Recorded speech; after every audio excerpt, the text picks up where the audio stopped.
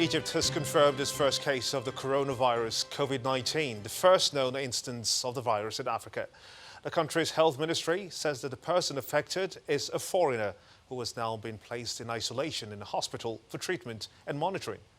Let's head over to our London studios now, where our correspondent Juliana Olainka has more on this and other international news in around the world in 5.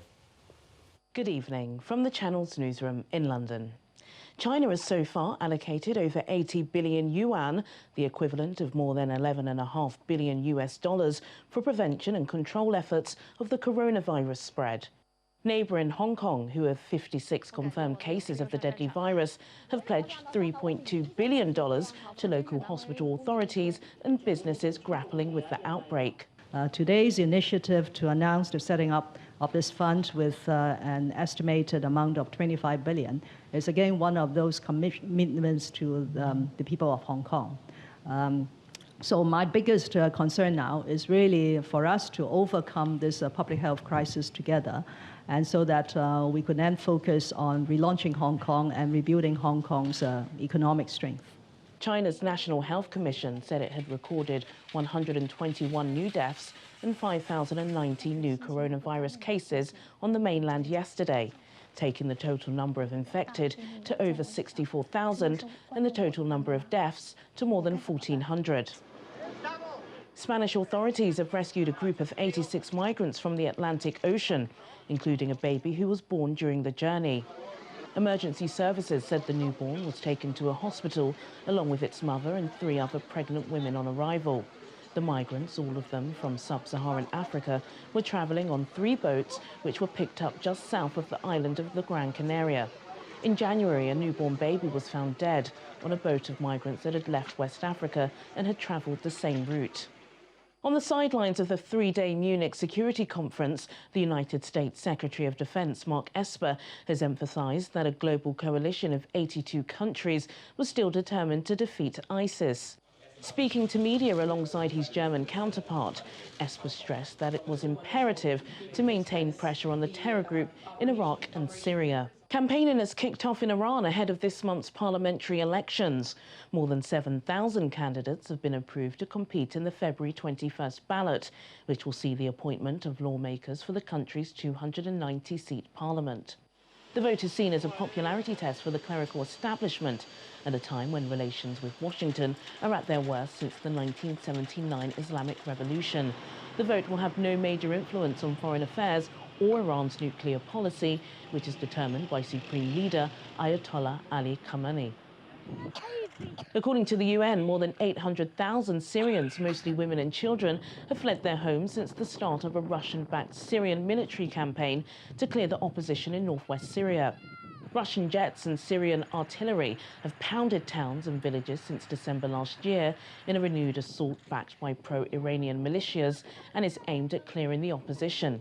Officials from the World Food Programme say the region is on the brink of a humanitarian catastrophe. The favoured candidate of the French President Emmanuel Macron in the upcoming elections for Paris mayor has dropped out of the race after the emergence of an explicit video and some of his private messages appeared online. The sudden withdrawal of Benjamin Griveaux, who gave up his job as government spokesman to stand as mayor of the French capital, is seen as a huge blow for Macron and his governing party as it prepared for nationwide elections. In an emotional press conference, Griveaux, who had been running third in the opinion polls, called the attacks against him dishonourable. Cette décision me coûte, mais mes priorités. It's a hard decision for me, but my priorities are very clear. My family first. You have understood that. Vous l'aurez compris. And it's also our project for Paris that we have built and for which we have fought a lot. Pour lequel nous sommes beaucoup battus. Ce projet, this project today will be better off without me. Il vivra mieux sans moi. Thanks to our campaigning teams who have never counted their time in the last months. Qui ne comptent pas leurs heures depuis tant de mois. Merci. Thanks to the people on my electoral list for being so committed. Pour leur engagement. Merci. Thanks to all who participate to this great adventure. Qui participent à cette formidable aventure. And finally, a spectacular volcanic eruption that sent ash column 6,500 feet into the air. This dramatic display was captured on Thursday night, and it's the Gunung Merapi, an active volcano in central Java, Indonesia. The island of Java is almost entirely of volcanic origin and has more than 40 active volcanoes. Disaster management authorities are warning tourists and locals to stay outside a nearly 2-mile radius from the peak of the volcano. And that's your international news around the world in 5. Brilliant. Many thanks indeed, Juliana. Charles Aruka has the sports news on the news at 10.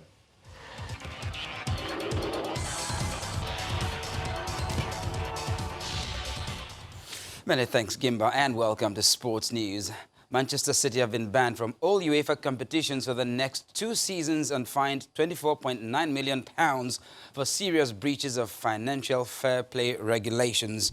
An adjudicatory chamber of the club's financial control body found the Premier League champions guilty of serious breaches of the UEFA club licensing and financial fair play regulations. The decision is subject to appeal at the Court of Arbitration for Sport. And their neighbours, Manchester United manager Ole Gunnar Solskjaer says Odion Ighalo could make his debut against Chelsea on Monday night following his 2-week isolation. The Nigerian striker was kept away from the club's training complex in Carrington amid fears over the spreading of the coronavirus. And Liverpool boss Jurgen Klopp says the club needs more information before they decide whether Mohamed Salah can represent Egypt at the Tokyo 2020 Olympics. The tournament is for under 23 teams, but 3 overage players are allowed. Salah is on Egypt's provisional 50-man list for the event, which has its final on August the 8th, the first day of the 2020-2021 Premier League season. Away from football now, Brazilian swimmer Gabriel da Silva Santos is free to return to competition with immediate effect after the Court of Arbitration for Sport ruled that he bore no fault or negligence for a failed dope test. Santos tested positive for the prohibited anabolic agent in an out-of-competition test in May 2019 and was banned for 1 year starting on July the 20th by the International Swimming Federation, FINA. And in Formula One, Mercedes have launched the car on which their hopes of maintaining their unprecedented sequence of F1 success in 2020 rest. The first images of W11 decked out in the revised livery, which was first revealed earlier this week, were revealed online ahead of the car's track debut at Silverstone. Mercedes have won all 12 of F1's world titles, 6 drivers and 6 constructors' crowns since the current hybrid turbo engines were introduced to F1 in 2014. And that's it on Sports News. It's back to Gimba.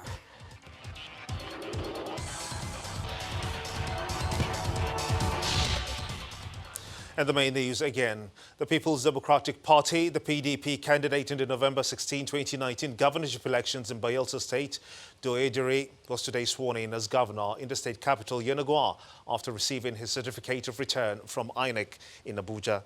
Also today, the police imposed a dusk to dawn curfew in Bayelsa State for 3 days, following violent protests by some residents over the Apex Court's judgment declaring Doediri as Bayelsa governor. And Egypt today confirmed the first case of coronavirus in Africa. Medical authorities notified the World Health Organization, the WHO, after placing the patient in isolation for treatment and monitoring. And that's how it's been on the news at 10 tonight. I want to thank you so much indeed for being a part of it on this very auspicious day of Valentine. Do have a lovely day ahead. What's left of it? I'm Gimba Umar on behalf of all of us here. Good night.